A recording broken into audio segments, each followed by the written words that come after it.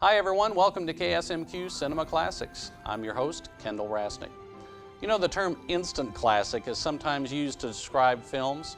While that term might be often used by a marketing department or a film critic, tonight's film may have just made it into that category on its own merit. Tonight's KSMQ Cinema Classic is Hotel Rwanda. Hotel Rwanda was actually made as an independent film and released in 2004.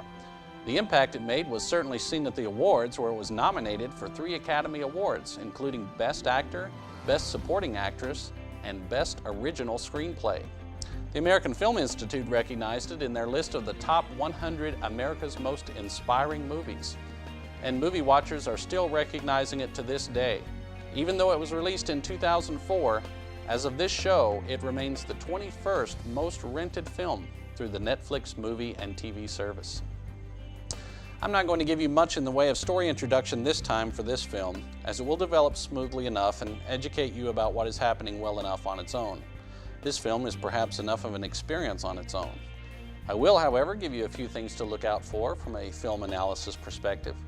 Watch out for 2 things in this film and how they're used to communicate the story. First, weather. What is the weather like in the film? How is that used to tell what's happening or what will happen in the story? Second is the main character Paul's clothing. Notice his clothing, what he does with it. That's an indicator of where his character is at that point in the story. I'll be back at the end of the film to give you my ideas on these things, and you can compare your notes. One final thing though before we begin, this film has not only impacted others, but if this is your first time seeing it, then it may impact you as well. I'm not just talking emotionally, but I'm also talking visually. Even though it is listed as PG-13, it was originally rated R.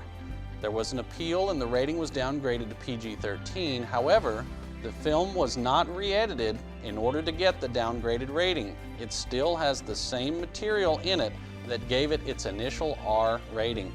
This film contains violence, disturbing images, and brief, strong language.